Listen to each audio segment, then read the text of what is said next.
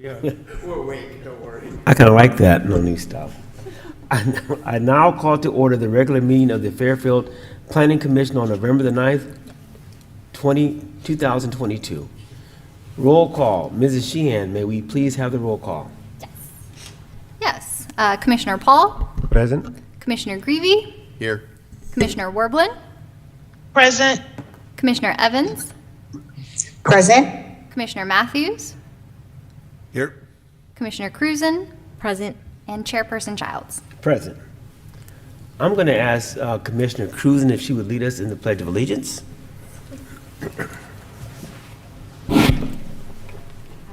Allegiance to the flag of the United States of America and to the republic for which it stands, one nation under God, indivisible, with liberty and justice for all.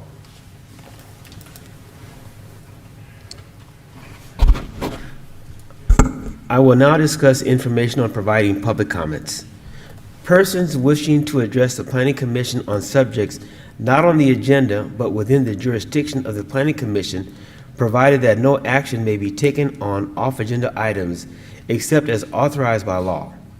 Off-agenda items from the public will be taken under consideration without discussion by the Commission and may be referred to staff. Comments will be accepted in person or via Zoom. Public comment instructions.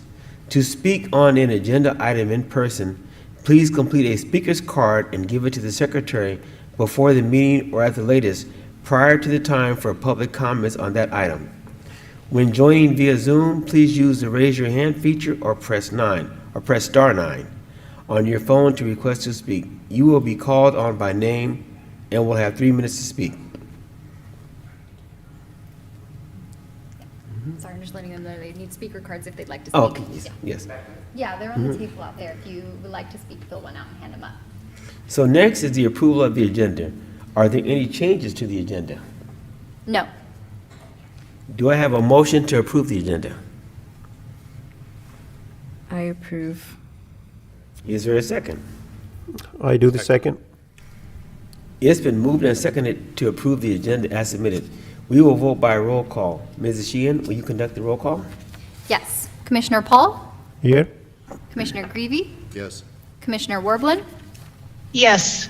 Commissioner Evans, Yes. Commissioner Matthews, Yes. Commissioner Cruzen, Yes. and Chairperson Childs. Yes. Next is the approval of the minutes for the October 26, 2022 Planning Commission meeting. Are there any changes to the minutes? No. Do I have the motion to approve the minutes? So moved. Is there a second? Also. Commissioner Werblin seconds.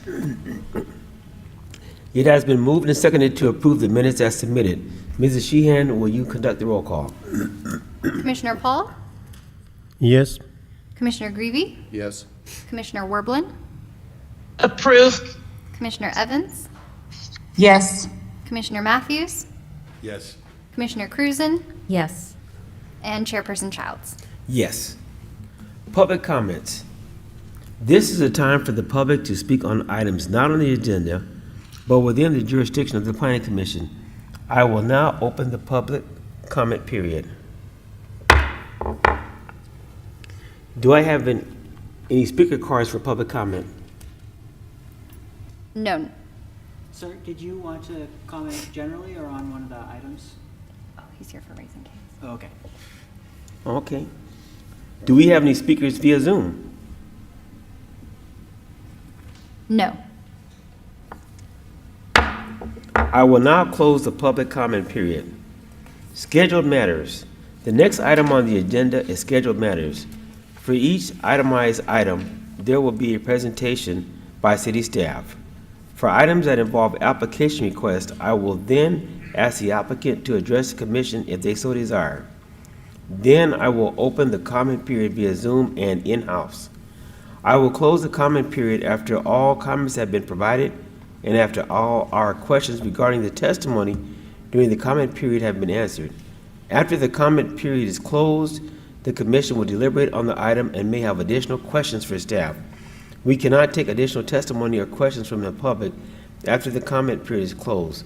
So our first agenda item is Item A, and it has to do with Raising Cane's.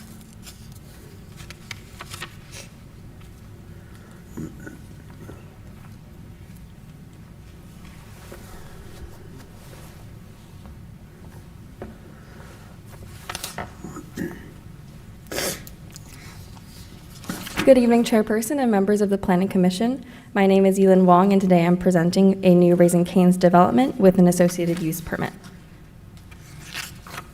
The location of the site is at 1420 Travis Boulevard, located between the existing Starbucks and Firestone Auto Care. The site is currently a vacant parking lot. The size of the current parcel is 8.66 acres, which includes much of the existing Solano Mall. Part of this development review proposal includes a tentative parcel map, which creates an out parcel of 0.720 acres, highlighted with the star and red box on the map you see on the screen. The project site is bounded by Travis Boulevard to the south and the Solano Town Center to the north, west, and east. Surrounding the project site are existing developments consisting of a mix of land uses, including commercial, retail, and food service that make up the Solano Mall. There are residential buildings situated across Travis Boulevard to the south of the project site. And here you can see the contextual map, and it's highlighted in red. The parcels to the north, west, and east of the project site are zoned CR, Regional Commercial, and given the general plan land use designation of Highway and Regional Commercial. The parcel south of the project across Travis Boulevard is zoned residential, low-medium density, and given the general plan land use designation as low-medium density residential as well. The project parcel is zoned CR, Regional Commercial, and given the general plan land use designation of Highway and Regional Commercial. Areas with this general plan land use designation typically include highway-oriented retail and service uses that serve a market area that exceeds the planning area. This project is consistent with this land use designation.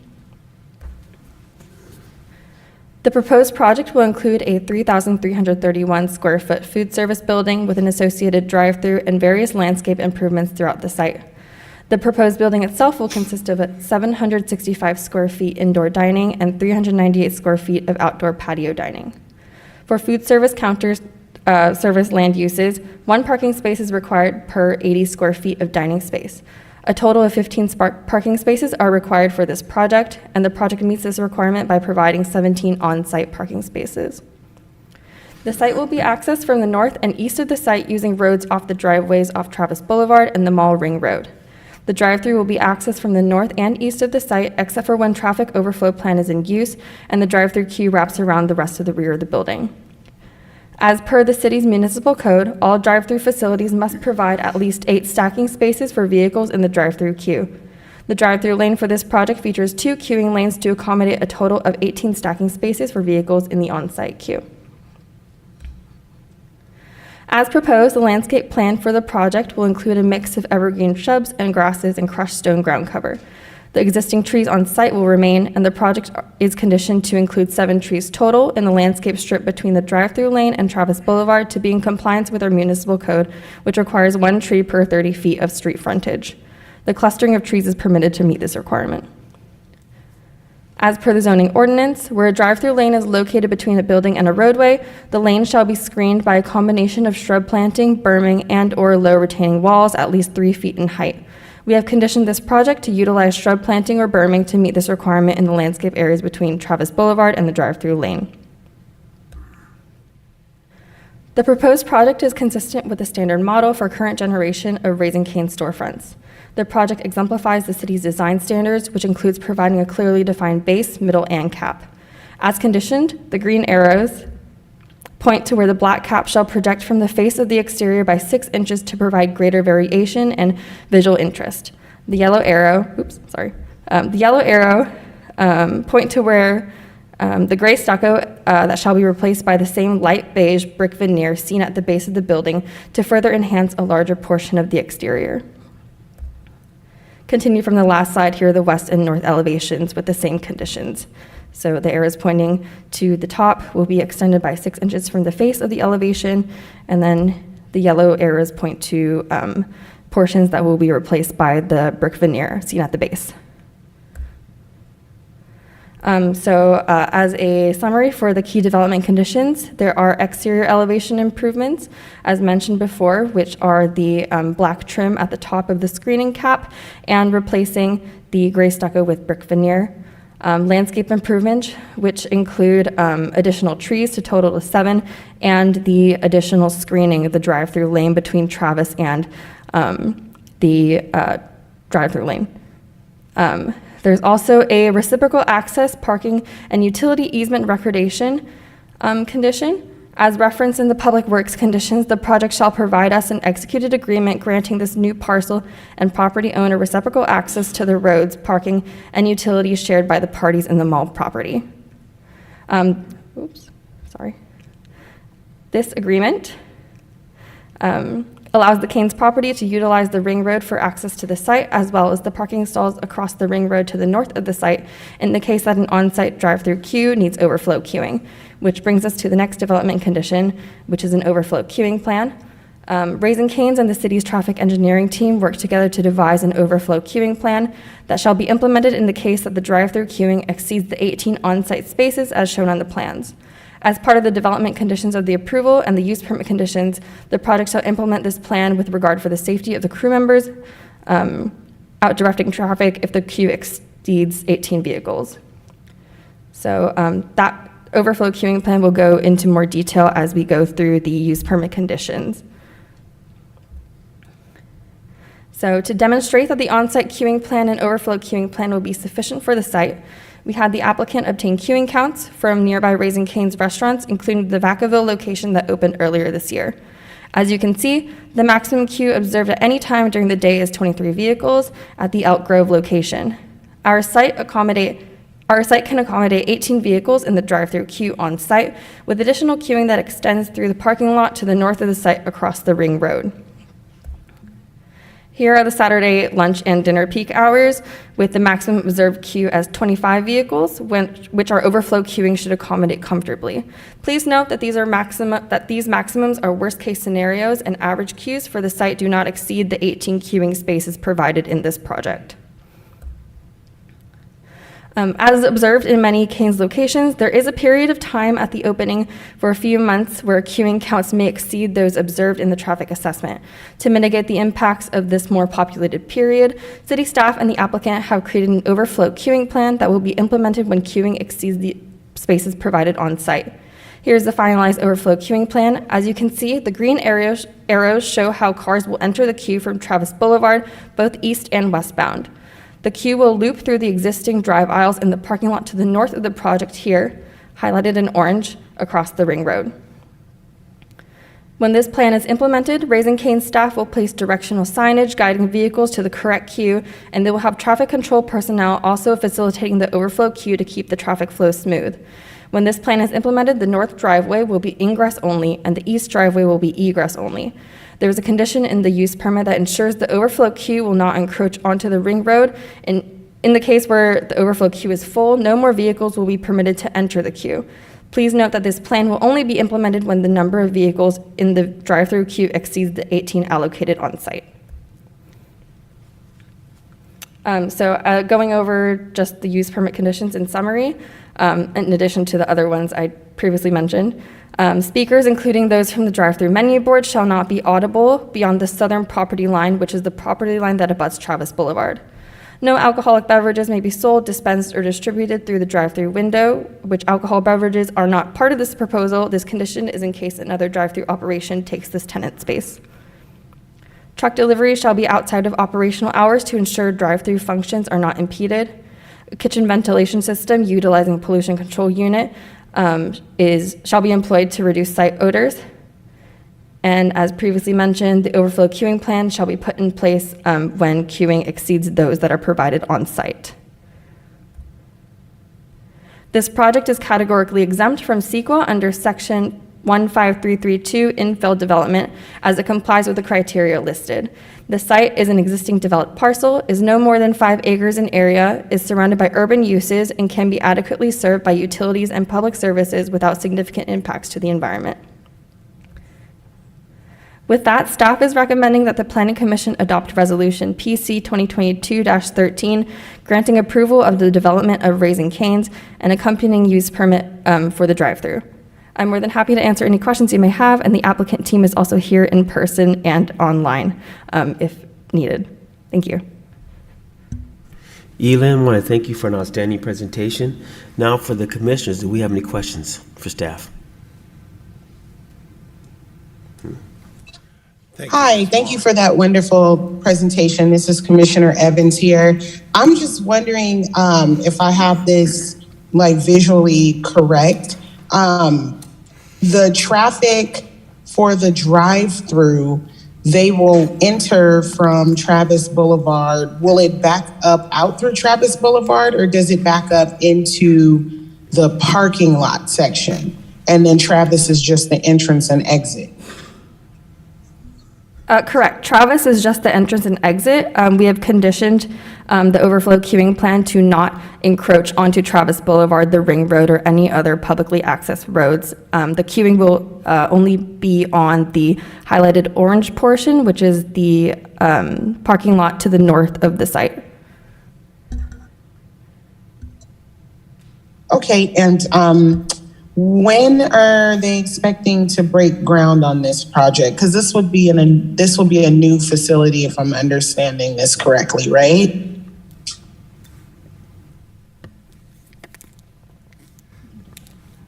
I'll defer to the applicant. So once we get permits, I think we're scheduling also Brandon Lehman, who's the Raising Cane's project development manager, can confirm. But this project, I believe we're scheduled to get, if we can move through permit, submittal and approval by April, I believe, is our intended date to break ground.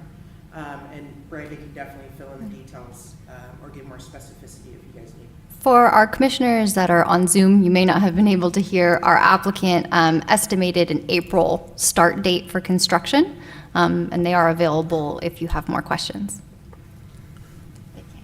Thank you for that. Appreciate it, because I missed that part. Thank you. Let me ask a question about how many jobs will be created by this project?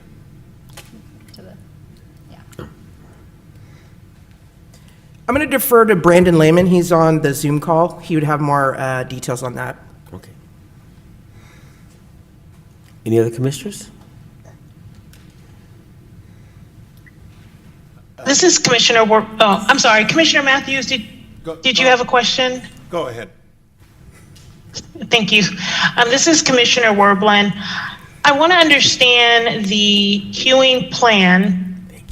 And if there's exceeds 18 vehicles stacked, then they'll close the drive-through lanes. Is that correct? Am I understanding that plan correctly? And then if the lanes or the drive-through lanes are closed, then where do the automobiles go? Is it that they enter and then they park, and then it's something that they have to go into the establishment for service? I would love more details about that plan. Sure, thanks for your question. So when the overflow queuing plan is in place, we are not closing the drive-through lane that's existing on site. We're adding additional queue in the orange portion highlighted above. So the drive-through lanes aren't closed. It would still function as intended. We would just have additional cars lined up in the parking lot above the site to provide additional queuing. Sorry, is that clear? Okay, and then you mentioned, so it won't back up on Travis. I read that in the notes, but is that going to impede the parking within the Solano Mall? So if people going to Dave & Buster's or J.C. Penney's, what is that traffic going to look like in your estimation or guesstimation? So we've designed the overflow queuing plan to go through this parking lot, but not, it goes through the previously existing drive aisles. So it shouldn't prevent any parking.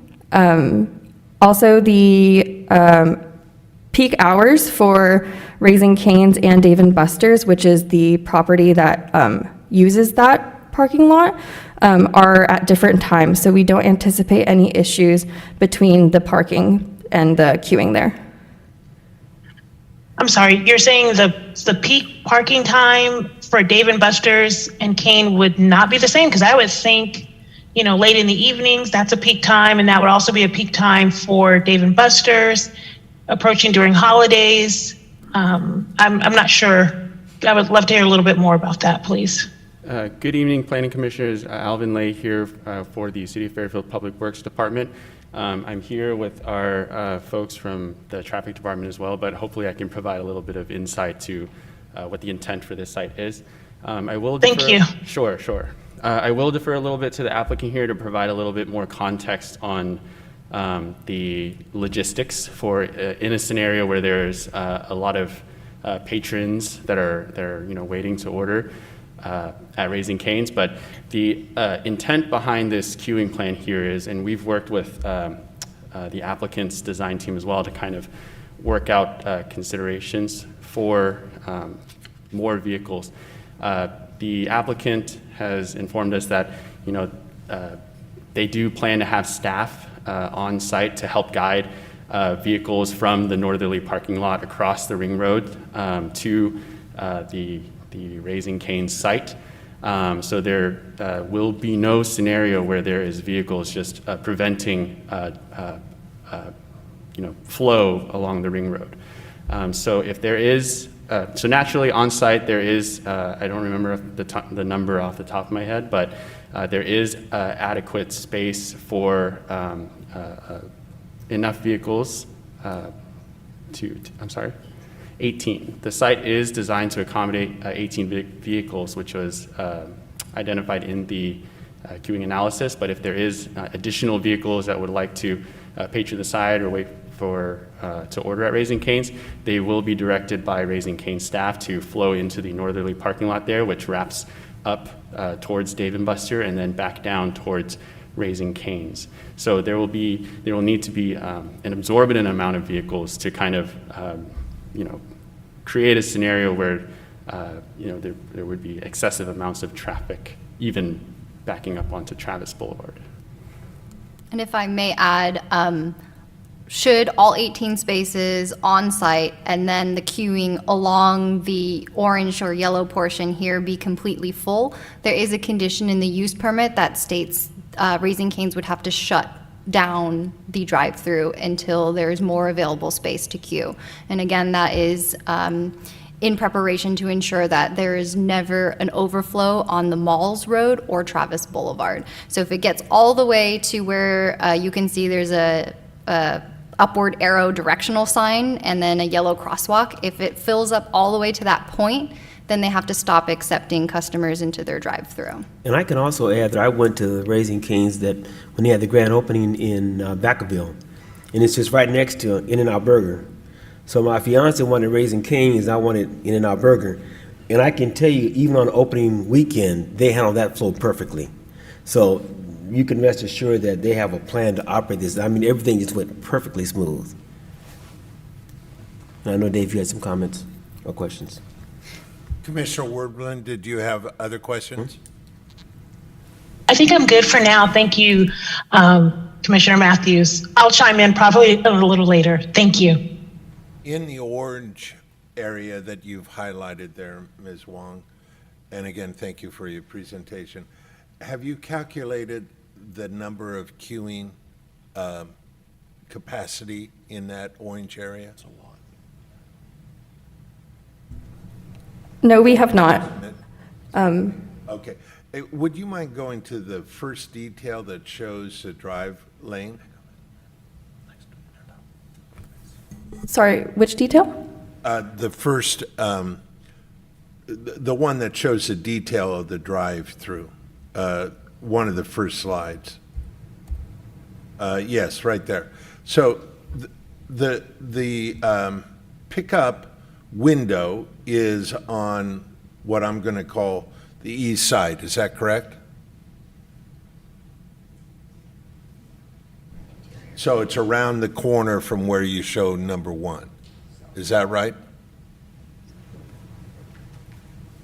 That is correct. There's two windows on the south side of the building. The first window is right where that dimension says, 40.5 feet. That's the pay window. There's a circle 12. Is that basically where it is? The pay window is right where it says 25, just behind that window, just to the left of, on the bottom left-hand corner of the building. Yeah, that's To the left. where I was just, So that is the pay window. And so they pay 25. there, and then they move forward 2 cars, and that's the pickup window. right Right there, yeah. Okay. I thought it was around the corner. Okay. That's fine. No more questions at this time.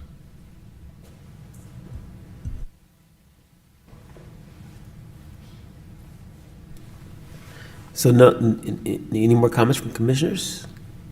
I just had a question. So there's only one entrance going into the facilities, correct?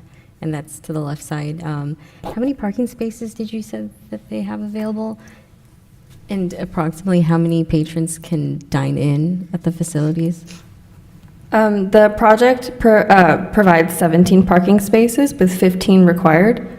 15 required. I will defer to the applicant for occupancy. I believe this dining room, and just off the top of my head, Brandon, I don't know if he's available to speak off of Zoom. He can probably answer that specifically. He's actually an architect as well. But I believe it's in the 50 occupant range. We also have the patio there. But as Yilin mentioned earlier, there will be a shared access parking and general circulation agreement. So folks that want to patron the restaurant and there's no parking available on our site, they are allowed by right to park north of us or anywhere else in the Solano Mall. And one more question. Hours of operations that you guys do plan on operating time-wise? Yes, Yilin, do you have those numbers? I believe it is 7 to 3:30 a.m. Oh, wow. or 9 to 3:30 a.m. My apologies.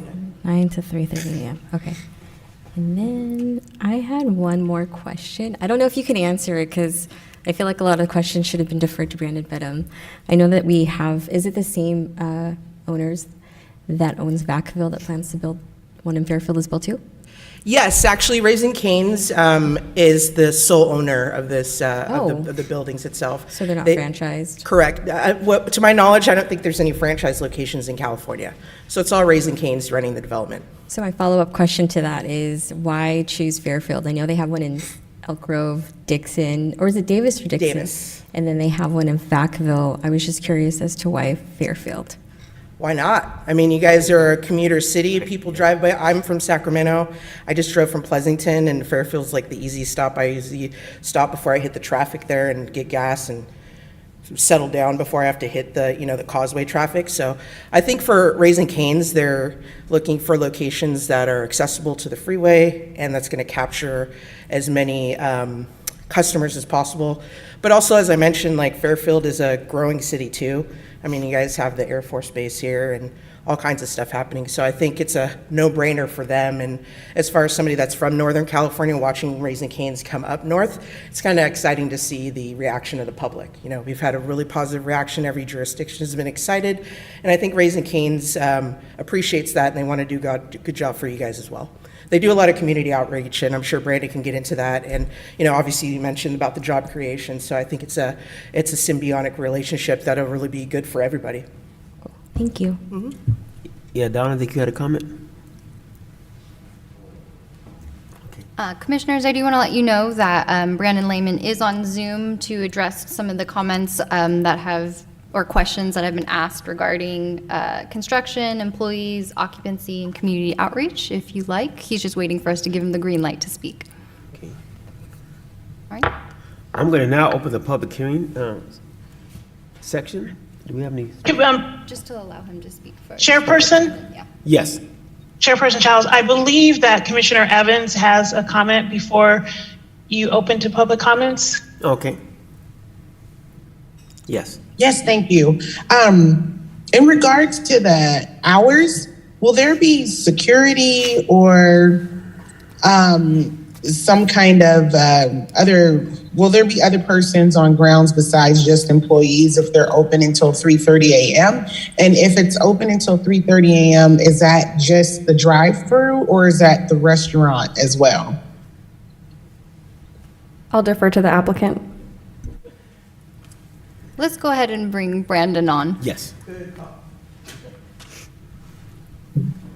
Good evening, Chairperson and members of the Planning Commission. Can you all hear me? Yep. Yes. Excellent. All right. So look, I full disclosure, I was typing notes here furiously as y'all were asking questions. So I'm going to try to hit everything, but I can't promise that I will. So I certainly can answer follow-up questions here. So I'm going to start from the top. I believe it was Commissioner Evans asked about the start date. Nina was very accurate in her recollection of the start date. We are currently forecasting construction start or breaking ground at the end of I'll call it the first quarter, so the end of March of 2023. Again, that is dependent upon how quickly we can navigate and make it through the permitting process. Secondly, there was a question about, well, there were plenty of questions about traffic control. I believe these have been extinguished by Ms. Wong already, but I can answer any additional questions that you might have. In terms of jobs, Raising Cane's aims to and typically employs between 55 and 60 employees per restaurant, with an average of 13 employees, or what we call crew members, per shift. And that is including 2 manager level employees. To tackle the occupant load. So there was a question about occupant load in this building. This happens to be our or not sub, but circa 3,300 square foot prototype.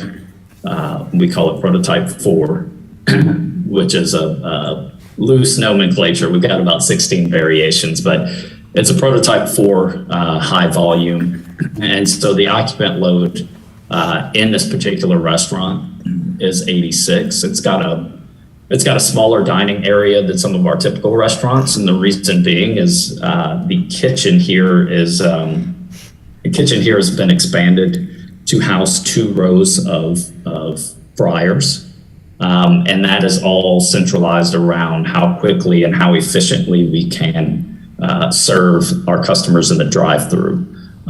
We've got an average speed of service time of 2 minutes and 28 seconds. And that is, it might sound silly to say, but that's been measured via stopwatch, so almost like a time trial. And so that answers occupant load. There was the question of why Fairfield, and Nina answered that very accurately. Raising Cane's is looking to serve the areas that have a little bit of a built-in market. But secondly, and growth. And secondly, we're also taking in mind and taking into consideration, in a way, complementing some of our existing restaurants. The closest, and I believe the most recent opening to this location that we're discussing tonight is a location in Vacaville, which opened in May of this year. And so what we see and what we've seen mostly through COVID and then post-COVID with the big boom in drive-through traffic in general when it comes to QSRs, a lot of jurisdictions are hesitant for traffic purposes, which in a way is a little bit of a catch-22, seeing as some of these first restaurants are regional. However, if cities and jurisdictions are willing to allow seconds and thirds in the area or the region, so to speak, the reality is that it does alleviate some of the of the traffic on the existing locations. Lastly, I'm going to say lastly, but there may be some additional questions. Hours of operation are correct, 9 a.m. to 3:30 a.m.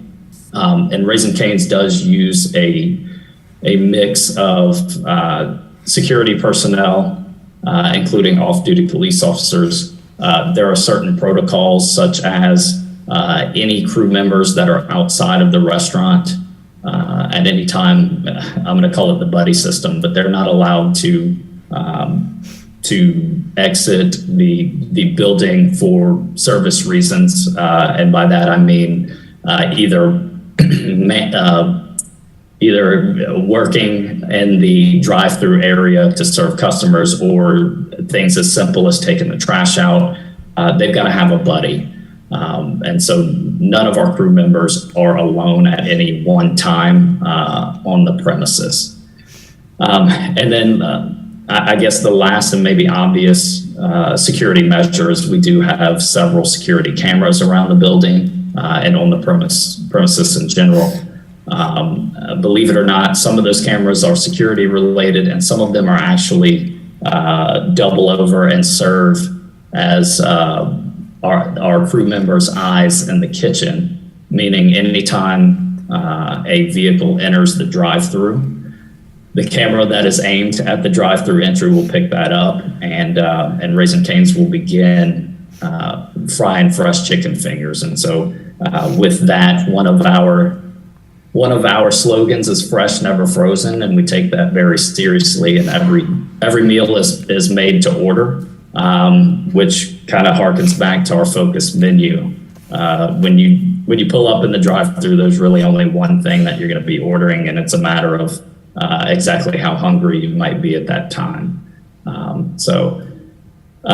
With all of that out of the way, I'm going to take a breath, and if there are any additional questions, I'm happy to answer those. And I do have a follow-up comment that I'll save until after the questions are completely answered.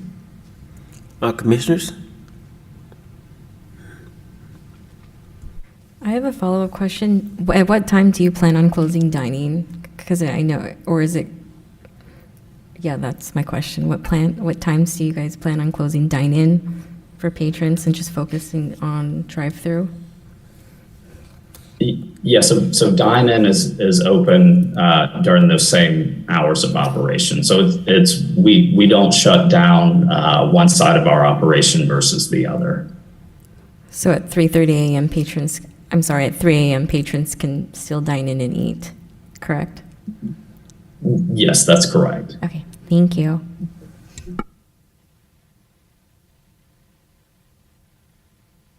Any other commissioners?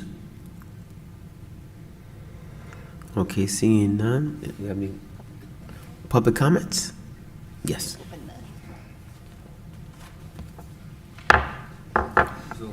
I'm now opening the public comment section. Hi, my name is Richard. We're at 3018 Pecan Circle, Fairfield, California. I had about an hour before I came here to kind of review these plans, and I have some questions on these drawings here. I'm actually a developer myself. I own an engineering company as well, and so we do a lot of these type of projects. So I have some questions. I'm a little curious on this site plan here. On the left-hand side there, where you see, I don't know if you guys are able to point it at all or no. Right in that area there, and I'm just trying to understand. You have 3 parking stalls there right now. You have the queue stacking back about 18 cars that's going to back up into it. What's the plan for this business to prevent those 3 stalls from being trapped when the cars are being backed up and queued up into the drive-out? Because I see that often on many projects, even with a traffic control plan, it doesn't really work. That's one question I have, as I'm curious, is how is that going to be addressed? And the second question I have is, right on the bottom left corner there, you have 2 cars, where the number 1 is pointed, and you have all the stripes there right now shown. Is that going to be a curb island or something that's raised, or is that just striping? Right in there, yes. Is that just striping? Well, we can answer the question. We can answer your questions after you complete your comments. Okay, I asked that question because if it is indeed just striping, there's no raised curb, what prevents people, which I see on many other projects, where people will cross over or cut across or something, and then preventing another car from being able to pass by on the other lane? Does that make sense? Because we see that happen often too as well on many projects. And so that's my question there on that one. And so I'm a little curious on how this parking plan is sufficient right now, given what I see. I've been to Raising Cane and one to Vacaville, and I can tell you right now, that traffic there with the in and out, I would have to respectfully disagree with Commissioner Childs there. I've been there, and the traffic there is sometimes horrible. I've actually been trapped there before, it's just my wife and I. We can't get out because there's just too much traffic. So I see a lot of, I get it what they're trying to do here, but it seems very cramped in here and very forced. And so I'm just wanting to see how the city's addressing those issues. Thank you. Thank you. Yulin, did you want to address the questions regarding the 3 parking stalls and the raised curb versus striping? So I can address the parking stalls. The queuing you see ends kind of where that dark gray begins. And then once we get to this point, we'll implement that overflow queuing plan. So when implemented, the queuing shouldn't block those 3 parking stalls over here. For the drive-through, I will defer to the applicant. Yes, thank you for that question. Just going back to the parking stall question, we're actually designating those 3 parking stalls as employee parking for that specific reason, to make sure that if there is, by chance, cars are moving forward or actually getting on their way to the drive-through, those vehicles in those 3 parking stalls will be stationary and employee parking. As far as the striping in the drive-through, the way it's meant to be designed, that's first off not a raised curb, it's just striping. It's actually designated for employee walk areas, for employees to actually take tablet orders, where they can actually come out of the building and take your order. So generally in low flow scenarios, we always have 2 lanes open, but what happens when they come in, we'll actually shut down the Travis Boulevard side lane. That would be like our expediting high flow lane. So when there's low traffic in the drive-through, no employees are outside, you would just order at the window. The inside lane would just follow the curve and through the building. And as we mentioned, they would pay at one window, pick up the other, and leave. For this outside lane customers, they would order at the board, and as you notice, right where the elbow happens at the drive-through, they would merge back into that lane and pay at one window and then pick up the other. Only when there's high flow situations do we actually use that south drive-through lane along Travis Boulevard, where we will actually order at the order board, or someone will come out and take your tablet order. You'll be asked to pull forward all the way to the bottom right, the page southeast corner of the site at the drive-through, park there, and someone would actually expedite your order out to you. And that's what that striped area is for actual employee walking in that area. And you can't really tell here, but there's actually a canopy over the windows, I think the pickup window. And so there's actually some pylon poles in the middle of the drive-through well, enough to get, actually accessibility access around them. But those are in that area with bollards, so no one can actually drive through them without taking out the entire driving through 6 or 7 bollards.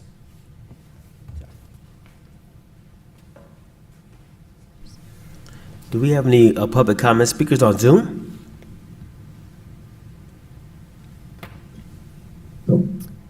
No, I am not seeing Good anything evening. come through. Oh, sorry, someone's typing. Sorry, this is Brandon Lehman again. I would like to speak also as on behalf of the applicant to request consideration for an amendment of 2 of the conditions to identified in resolution PC 2022-13. The first of those conditions is a special condition 1.1D of the development review, which is the request to switch the stucco with the color Summit Gray to a Barral Alamo modular brick. So that was the yellow arrows in the original presentation.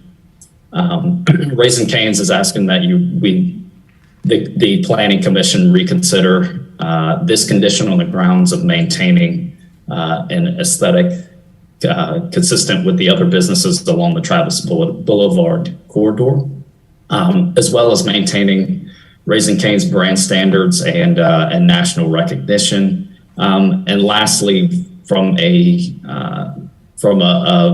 visual standpoint, maintaining a contrasting articulation along each of the facades of the building. The Boral modular brick is the brick that we see here on the wainscot on that bottom part of each of the buildings, just below the gray stucco. The second item that Raising Cane's would like to ask for reconsideration or amendment is item 17 of the Public Works Department's site-specific development conditions. This specific condition states that Raising Cane's is to replace all of the existing curb and sidewalk along Travis Boulevard or along the Travis Boulevard frontage, as well as the 2 curb ramps on the southeast and southwest of the site. And so Raising Cane's is asking that condition is considered to be revised to state something along the lines of allowing for Raising Cane's to evaluate the current condition of the curb and sidewalk along Travis Boulevard with the intention of identifying all of the areas that are non-compliant for code and accessibility purposes. And then furthermore, using that assessment to refine or identify exactly the areas of the sidewalk and curb that should be removed, replaced, and updated. So that ends my my soapbox there, and I'm happy to answer any questions about that as well. Any commissioners have any questions? Commissioner Evans here. I actually have a question for planning staff. Is there a reason why it was requested that they do a different color? Yes. So as you can see on the elevations on the screen, the one on the bottom is the south elevation, which is the one in the drive-through lane and faces Travis Boulevard. Because it is also the drive-through lane, when there are cars queued up, the brick that you see on the base of the building would be obscured by the cars, and so all you would see is the gray in the middle and the cap. We propose that we bring that brick up to provide more visual interest on Travis Boulevard. And for continuity, we also condition that they bring that brick all the way around each elevation of the building. Without bringing it all the way around, the entrance on the mall side, which is the north elevation of the property, would be different from the rest that is facing Travis Boulevard. Just to clarify, but it sounds like they want the building to be the brown instead of the gray. Is that correct? Planning staff, it has conditioned to bring the beige-ish brown brick at the bottom of the building up to that middle darker gray, replacing the darker gray. Okay, thank you.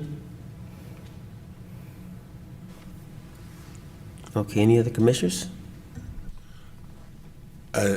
Does Public Works have an opinion about the request on sidewalk? Good evening again, Commissioners, and I appreciate the questions and the request to amend that condition. Chapter 16 of the city's municipal code does identify that developments are required to construct curb, gutter, and sidewalk along the development's street frontage. In addition, those improvements would help support and facilitate additional foot traffic generated by the development. And just to touch on the requirement to update the curb ramps adjacent to the site. So the curb ramps in question are those, I'm trying to describe this here, at the corner of the mall entrance and Travis Boulevard, which connects, existing facilities where like the Jollibees or the Jamba Juice or Starbucks is to this site. So those curb ramp improvements will help facilitate the additional foot traffic between these two locations as well. So with those considerations, I would recommend the conditions stay as written.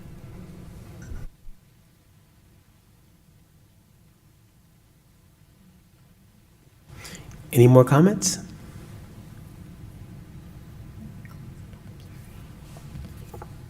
I'm going to now close the public comments. Okay, let me see. Okay, let's see.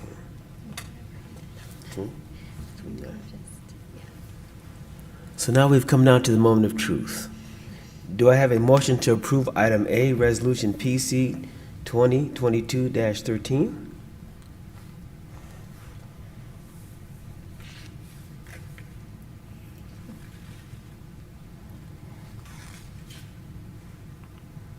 Okay.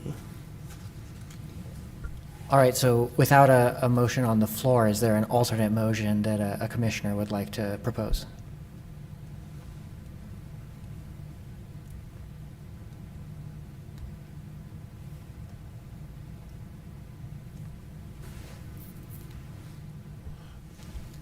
Well, just in terms of general discussion about this before we go into the motion, I think we've got a quality operator. The Raising Cane that I've been to in other markets, not just in Vacaville, have always seemed to be very successful. And though it's not a driving force, this will obviously add additional sales tax revenues. So I'm very much in favor of it. I guess my only question is whether there's more consideration given to the applicant's requests for modification of the conditions of development. And I assume staff has already seriously considered those and does not agree with the applicant's request. Is that correct? Yes, staff recommends that the project, should it be approved by the Planning Commission, meet the conditions as written, but it is within the Commission's purview to discuss, and if you are interested, make a motion with to approve the resolution with amendments as you see fit.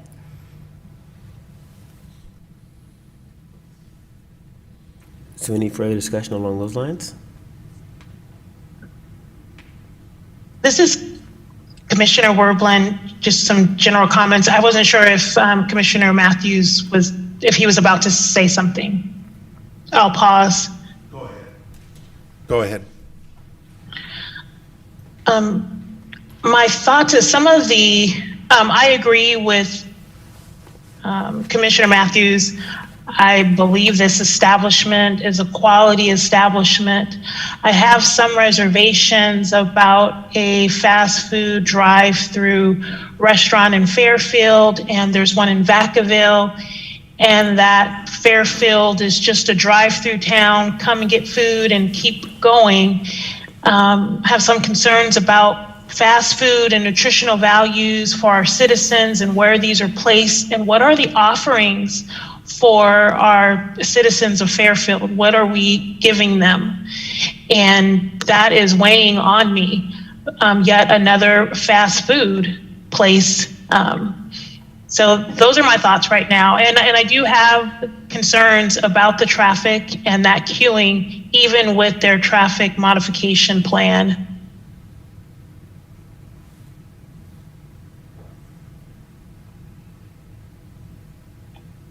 To the chair. I I looked at that traffic model, and if you look at the amount of area that they're able to expand up into, that's more than adequate, I believe. I think my bigger question would be, and it sounds like you do have a tremendous amount of staff, but if you get to the point where you have overflow and you're having a difficulty serving the people fast enough, where are you going to find somebody to manage your traffic flow? That being said, I can buy into pretty much the entire project. I guess my question would be, I'd be willing to approve it as it sets if the applicant chooses to come back and have further discussion regarding curbs, gutters, and so forth, that they could do that in the future and you know, try and get an amendment. At least we could get it passed this evening. I'd be willing to do that. Okay. And I personally kind of concur with Don. I'm in agreement with you. I'm sorry? I said I'm in agreement with you. Okay. I'm going to say one more thing. I understand our concern about the diet of our public and our community, but at the end of the day, that's their choice, not ours. And I happen to be a non-fast food individual. I do a very little bit, but I think that's a choice that each of us makes on our own. And I knew nothing about Raising Cane's, so I did a little bit of research today, and it seems like they put out a quality product. So I don't really think that I think that's a non-starter. Thank you. Okay. So, Chair, I make a motion that we adopt Resolution PC 2023-13. Do I have a second? I will second. Mrs. Sheehan, will you conduct the roll call vote? Yes. Commissioner Paul? Yes for me. Commissioner Greavy? Approve. Commissioner Werblin? No. Commissioner Evans? Yes. Commissioner Matthews? Approve. Commissioner Cruzen? Yes.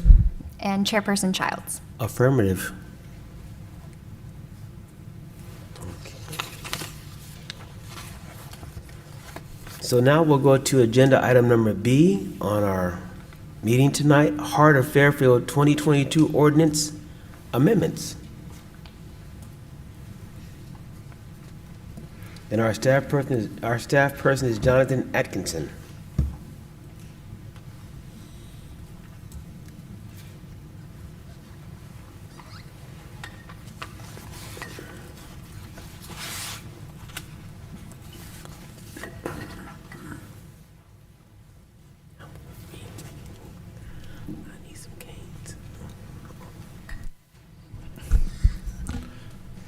Good evening, Chair and Planning Commissioners. Tonight, I will be presenting a collection of amendments related to the Heart of Fairfield Plan. In May 2017, the City Council adopted the Heart of Fairfield Plan after a robust community engagement process spanning more than 2 years.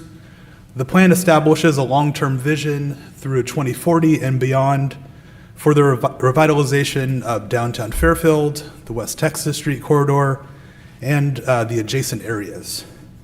The plan area comprises approximately 513 acres in central Fairfield. The plan envisions up to 1,600 new residential units and approximately 140,000 square feet of new commercial and office space developed in an urban mixed-use built environment. New development complements and builds upon the existing traditional street grid character of the downtown. West Texas Street would be transformed from its current auto-oriented commercial strip character into an urban mixed-use residential and commercial corridor. The area beyond West Texas Street between Allen Witt Park and Pennsylvania Avenue will see an assortment of residential development. In October 2017, the City Council adopted new land use and development regulations that incorporate the vision of the plan into the zoning ordinance. These regulations resulted in the creation of unique zoning districts that include the following: the HD Downtown District, the HDC Downtown Core District, the HWT West Texas Street District, the HO Mixed Use Office District, the HTD or Transit Oriented Development District, the HR Residential District, and last but not least, the HPF, which is Public Facilities Transit District. The new regulations also resulted in the creation of separate development standards for commercial, multifamily residential, and mixed use, as well as single-family residential developments. The City Council has periodically adopted various amendments to the zoning ordinance, the sign ordinance, zoning map, and the plan itself since 2018.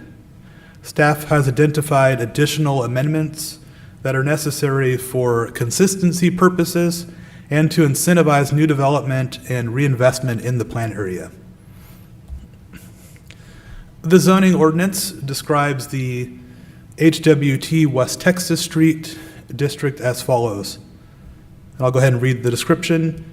The HWT zoning district applies to areas west of Pennsylvania Avenue, adjacent to the West Texas Street corridor, but also including residential, undeveloped, and mixed-use properties south of the corridor proper. Development in this district is intended to implement the vision of the plan for a mixed-use, higher-density residential corridor with commercial uses that support residential development.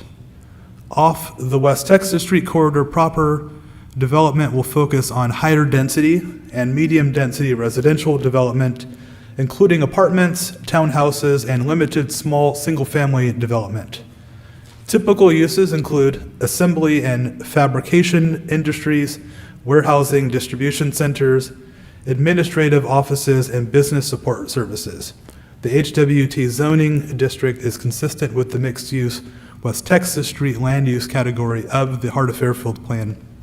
So you'll note that the HWT district mistakenly identifies some uses that are more appropriate for service commercial and industrial areas, but inappropriate for an urban mixed-use commercial corridor. Staff recommends that this portion of the HWT district description be replaced with language that appropriately describes the vision of the HWT district. There are uses that should be prohibited because they are inherently incompatible with the urban mixed-use residential and commercial vision for the plan area. These are uses that have the potential to generate impacts relative to noise, dust, and odors, and are more appropriate for, once again, service commercial industrial areas. Staff recommends that the following uses be prohibited as proposed in your packet. These include building and landscape material cells, animal kennels, recycling collection facility small, helipad, heliports, transit station or terminal, and private transportation. Staff has identified some uses that can be permitted in the plan area with a conditional use permit. The purpose of the conditional use permit is to allow for uses that may not always be appropriate for all locations and whose effect on the surrounding environment cannot be determined until proposed for a specific location. A conditional use permit applies specific conditions that eliminate or minimize the potential negative impacts of the specific land use. Staff recommends that personal care and domestic services uses require a conditional use permit in the HDC or downtown core district on the ground floor only. Additionally, staff recommends that this use be limited to a maximum of 15 establishments in the HDC downtown core district on the ground floor to avoid an overconcentration. These are uses that include beauty and barbershops, shoe repair shops, tanning salons, tailoring establishments, interior decorating, clothing rental, and photography studios. Staff also recommends that plant nursery landscape uses require a conditional use permit in the HWT district instead of being permitted outright. There are multiple uses that are residential in nature and generally compatible with the vision of the plan. However, some locational limitations and clarification are necessary to ensure compatibility with the plan area, particularly in the downtown along Texas Street. Staff recommends the following uses be amended as proposed in your packet. These include animal fowl and beekeeping non-commercial, boarding house large, boarding house small, single-family detached residences, garage conversions, garage and estate sales, and home occupations. Staff also recommends multiple amendments to development regulations and development permit requirements. The plan calls for a maximum building height of 45 feet for the mixed-use office designation. However, the HO district, which implements the mixed-use office designation, conflicts with the plan because it only allows a maximum building height of 35 feet. Staff recommends that the HO district be amended to allow for maximum building heights of 45 feet for commercial, multifamily, and mixed-use developments. Staff recommends the creation of definitions for both activity zone and amenity zone in the zoning ordinance for ease of reference. The zoning ordinance permits 50% of required parking to be provided on any private parcel within 750 feet of a project parcel line. Staff recommends that there be an amendment to clarify that 50% of any required parking may also be provided at a publicly accessible parking facility, the use of which is not limited to a specific use or activity within 750 feet of the parcel line. This would allow parking lots and parking garages that are owned by the city of Fairfield and other governmental entities to potentially help satisfy parking requirements within the plan area. Lastly, staff recommends that zoning ordinance table 25-18 be amended to require minor development review approval for 150 units or less and development review approval for projects with more than 150 units. Staff also recommends the removal of the development review approval requirement for new commercial buildings and building additions of more than 5,000 square feet for the former CD or downtown commercial district and the former CDC downtown commercial core district. Minor development review requires zoning administrator approval, whereas development review requires planning commission approval. The following three parcels abut the Fairfield Transportation Center and are sited at the corners of Beck Avenue at West Texas Street and Cadanazo Drive. These include 601 Beck Avenue, 649 Beck Avenue, and 699 Beck Avenue. Each parcel is designated as community commercial in the plan and have a zoning designation of community commercial district. Staff recommends the following amendments for each of these parcels. Redesignation from community commercial to mixed use West Texas through a specific plan amendment. Rezoning from community commercial district to West Texas Street District.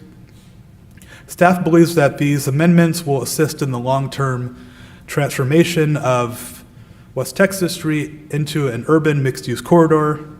Furthermore, because these parcels are next to the transportation center, there is a possibility that the redesignation would spur transit-oriented development should there be a desire for redevelopment. This slide provides a current visual depiction of each of the properties. You have 601 Beck Avenue. It's currently vacant. It was recently home to 99 Cent Only. In the middle, you have 649 Beck Avenue. It was recently home to Mattress Barn. It's currently vacant. And last but not least, you have 699 Beck Avenue, which is currently home to McDonald's. The zoning ordinance amendments are exempt from the California Environmental Quality Act, or CEQA, under the following: Section 15061B3, which is the common sense exemption or general rule exemption. Also, Section 15305, which addresses minor alterations in land use. The specific plan amendments and associated zone change will not have an adverse impact on the environment. The certified environmental impact report for the plan anticipated up to 1,600 new residential units and up to 140,000 square feet of new commercial and office space throughout the plan area. These amendments would not cause an increase that is greater than the residential units or the commercial and office square footage anticipated in the environmental impact report. Staff recommends that the Planning Commission adopt resolution number PC 2022-14. This would recommend City Council approval of the following: zoning ordinance amendment OA 2022-002, specific plan amendment SP 2022-001, and zone change ZC 2022-001. I'd be happy to answer any questions from the Planning Commission. I'm also happy to revisit any one of the amendments that was addressed in this presentation in more detail. Jonathan, an excellent presentation, and you covered a lot of territory and a lot of material. Commissioners, do you have any questions? Why have the height restriction at all? What is that being driven by fire, by building code? I mean, 45 feet, why not 75 feet if a developer so wished? There's multiple factors that drive maximum building height in the zoning code. In this particular case, the plan itself established 45 feet, and if you think about like some of the surrounding area, you have homes and small apartment buildings that are roughly 1 to 2 stories. So my guess with the plan was that trying to maintain a certain character. You don't want like skyscrapers next to single family homes. True, I get that. Though I did spend a lot of time in Houston where that's not an issue. But my point is, I believe the one development that we approved was 50 feet. This is going back a year and a half ago. Do you recall that? Vaguely, yep. I can't recall exactly the height, but our ordinance does provide through a use permit to allow for height above the typical. So it would come in as a developer request and presented. These would typically be larger projects anyway that would come before the Planning Commission. Correct. If it meets that threshold to come before the Planning Commission, it would. And then at that time, if they wanted to go above 45 feet, they could apply for a use permit that would allow them to go to a greater height. And then we could make the findings that it's appropriate. As Jonathan was mentioning, maybe some sites it's not entirely appropriate due to, privacy or as you mentioned, potentially fire access. Once you hit a certain height of a building, we need to have aerial access, so that above access, our firefighters need to be able to get to that roof. Any other commissioners? Yes, Don? I have two comments. One, I have no idea how many people here have been around apiaries and beekeeping, but I have. And I have no idea why you're going to allow beekeeping in this environment. And I happen to love honey, so that's not the deal. But I just think you're asking for a problem, and it seems unrealistic why we even have that in there.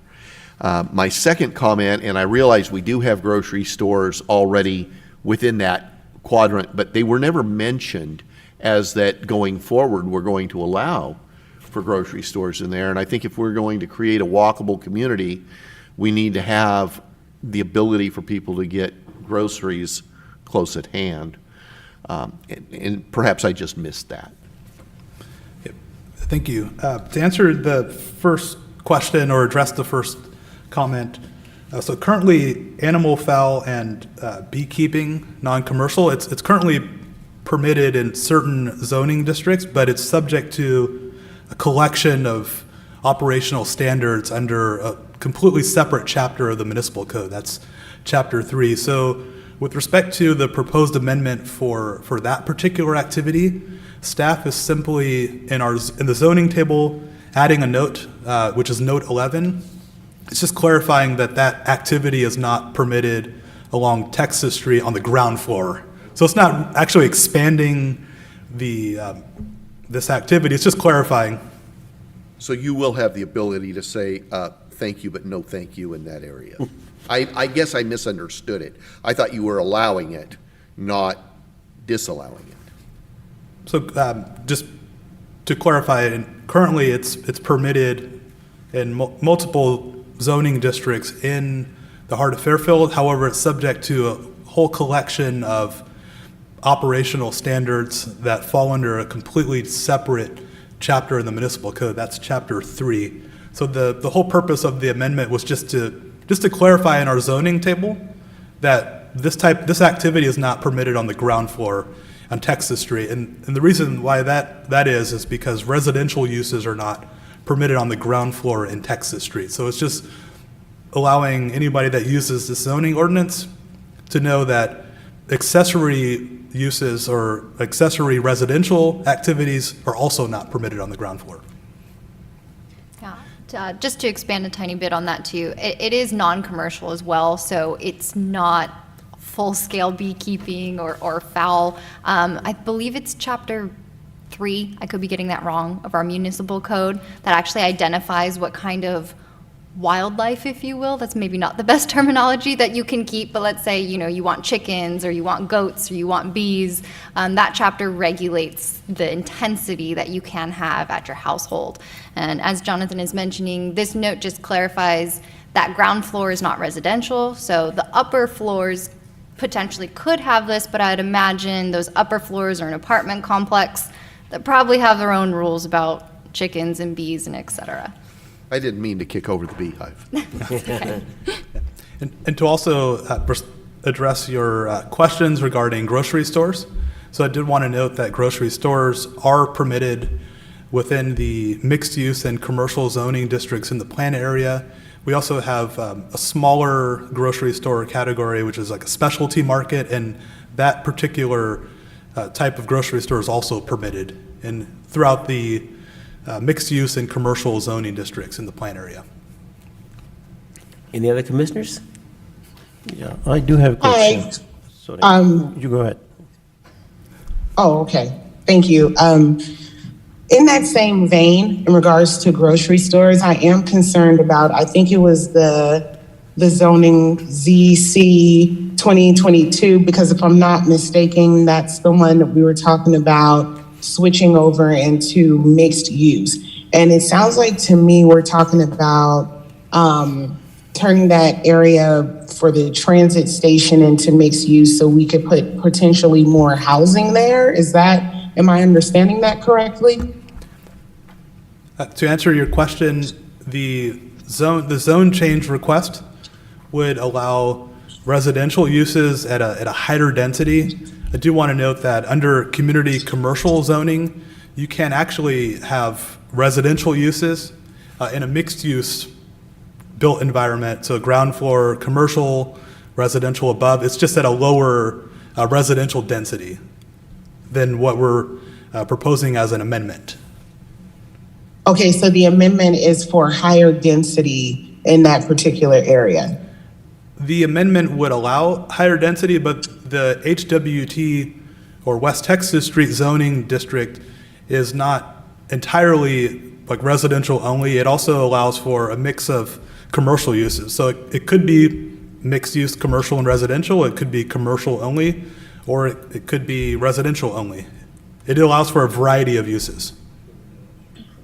Okay, I'm just trying to get an understanding because I'm a little concerned that we might be looking at putting so much residential in this particular area, and maybe not have, like Commissioner Don was saying, as many grocery stores and commercial uses in this area. Because just about a couple of months ago, we did approve a project for 160 something units that's within about a block or two from where the Heart of Fairfield plan is. And then we also approved some, I believe they were duplexes that are not far from where we're talking about the transit station is. And then, of course, there's going to be some other higher density projects going on a little further down West Texas Street. And so when we're looking at that, and being that we only have like one grocery store that's close, or like he said, walkable, that's where my concern kicks in. Because I know, like with CEQA, it's not about traffic anymore per se, but it's more about to my understanding, it's more about your ability to be able to get somewhere within a short period of time, which makes more sense to me to have, an actual community versus just having housing in a place and having to go everywhere else for like your food and, daily needs. So that's I'm really concerned about a higher density project in the area of the transit station. Thank you for your comments. I did want to clarify and just also mention the HWT, or West Texas Street zone, which is the proposed zoning designation, does allow for grocery stores. As far as an intensification of residential development in the plan area, that is in part of the vision for the Heart of Fairfield plan area. The plan does envision up to 1,600 new residential units. So that would essentially be the cap on what's anticipated or what has been envisioned for new residential development. Chair, may I also make a comment about that? In order to get retail, whether it's grocer or any other convenience retail, you have to have housing. So you can't, not have by not having housing in the sufficient density, you will not get retail. Thank you for that. Mr. Chair, if I could add one comment as well. It's Dave Feinstein, Interim Community Development Director. So in terms of thinking about retail in this general area, so we've got the whole of West Texas Street, which has the HWT zoning that we're proposing for this site right next to the transit center, does allow a wide range of retail as well as housing. Directly across the street, we have the shopping center with a grocery store and a number of shops. Across the other street, we have Target, which has full grocery and pretty much everything you want to buy for your household in that location. So there's certainly plenty of retail in this location. What we don't have in the immediate vicinity of the transit center is zoning that allows for housing. And with a transit center, essentially you've got a resource where people living in Fairfield can commute out to the rest of the Bay Area. The buses at the transit center go to Walnut Creek BART, they go to El Cerrito del Norte BART station, so you can commute down to the central part of the Bay Area. And one of the things that we're trying to achieve that we think was actually a little bit of an oversight with the Heart of Fairfield plan is allowing future residents to live where they can easily walk to that transit center. And because we don't have a lot of residential zoning immediately around it, it's sort of a little bit of a missing piece here with our transit center, so that you can get residents who don't ever have to have a car if they don't want to. If they work down in the central part of the Bay Area, they live right next to the transit center, very easy for them to walk. So that's some of the background behind where staff's coming from with proposing the HWT zoning here that can allow the landowners to choose, if the market supports it, to add some housing right next to our transit facility. So, thanks, Dave, for that additional clarification. Any comments? Yes. Yes, I do have a question. What's the total area of those three parcels, 601, 649, and 699 together? And if we take from one zone to the other zone, and will it create any imbalance between all the zones, like community commercial to mixed use, or no? Just to clarify, that the first question you were asking for the total parcel area? Correct. Unfortunately, I don't have that information available. So will it create any imbalance between the community commercial and the mixed use zone, or no? I would say in this particular case, no. We do have some adjacent areas that still currently would retain the community commercial zoning district designation. That particular zoning district is typical of like community shopping centers, so it is dispersed throughout the city in other locations as well. Thank you. Oh, any other commissioner comments or questions? I would like to thank David for explaining that, because I do like the idea of people being able to live next to transit so they can just, hop on the bus and go wherever they need to go, especially if you're a commuter. I think that is a great idea, and I'm for it as long as the mixed use can also be commercial use, and it can, other things can be considered besides housing, because I do understand that you need roofs for stores. I understand that, and I also understand what the Heart of Fairfield plan is. My concern is looking at more of the area and getting a fuller story of what this looks like once other projects that we have approved come into play. And I just want to make sure that I'm on board with something that's not going to see people unhappy in the area because it's a little too crowded.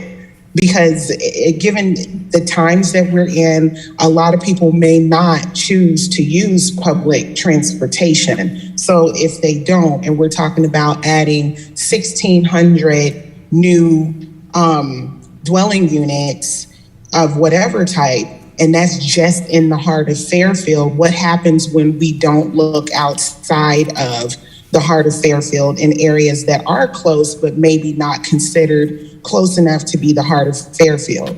So that was my only concern with bringing it up is, with all of the recent approvals we've been doing for housing in this particular area and the areas surrounding it, what is that going to look like once all is said and done?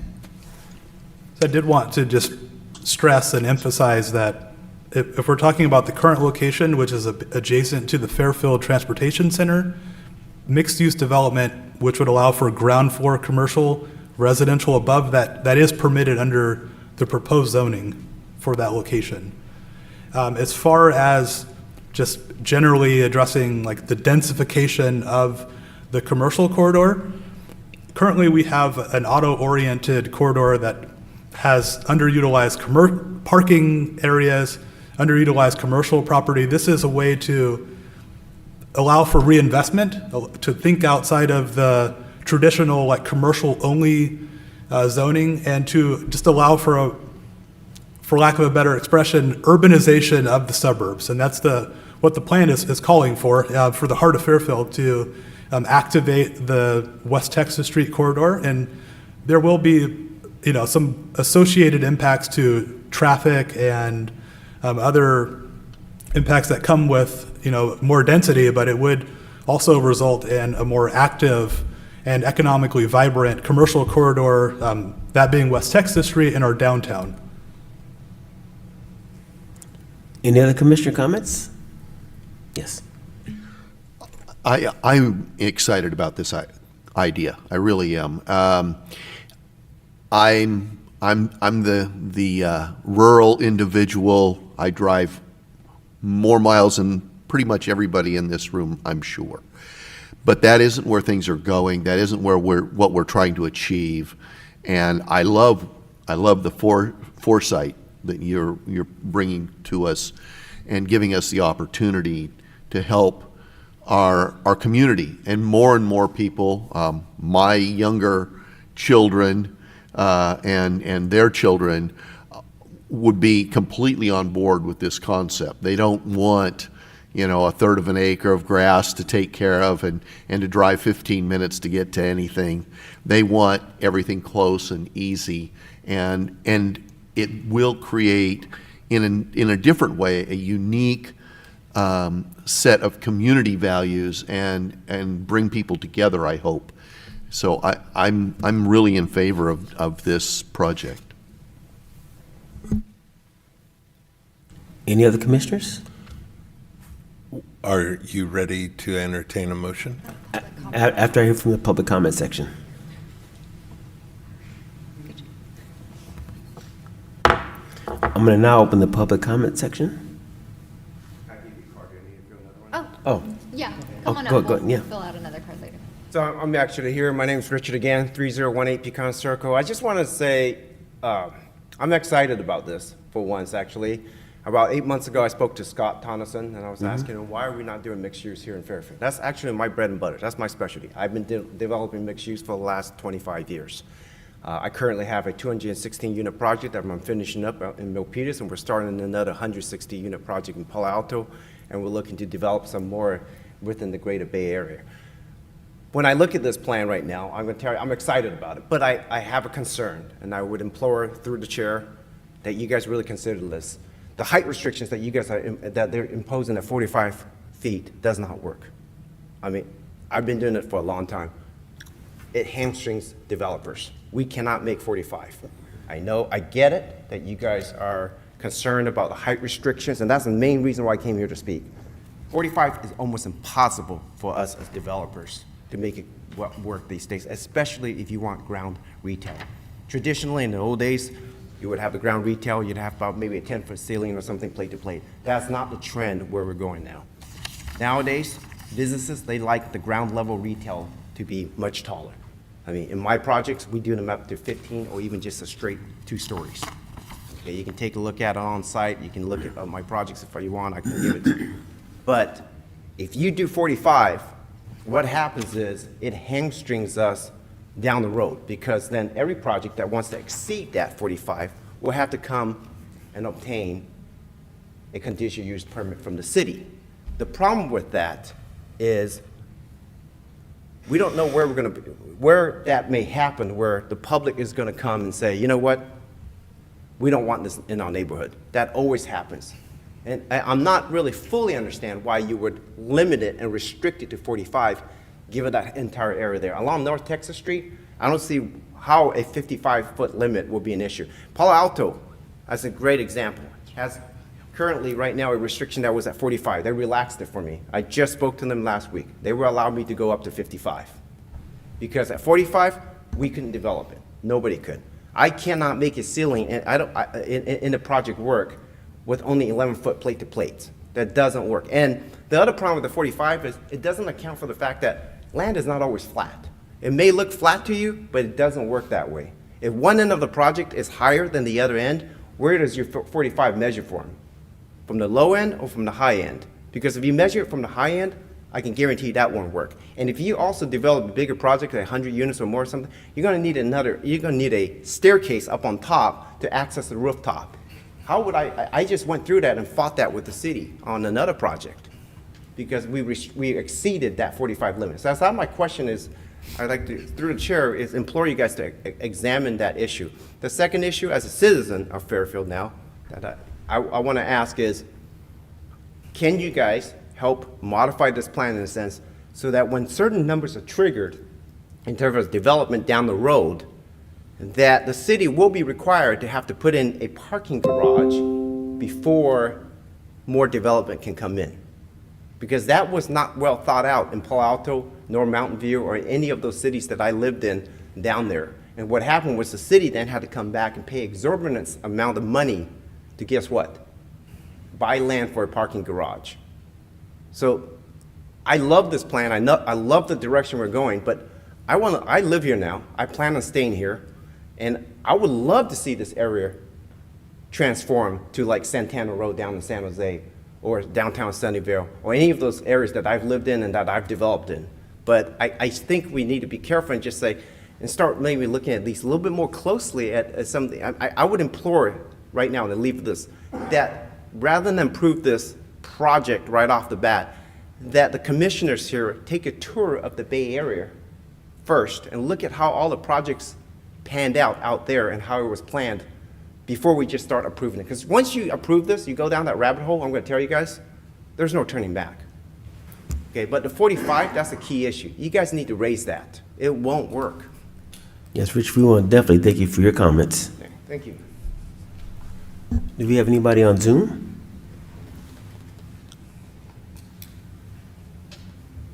I don't believe so, no.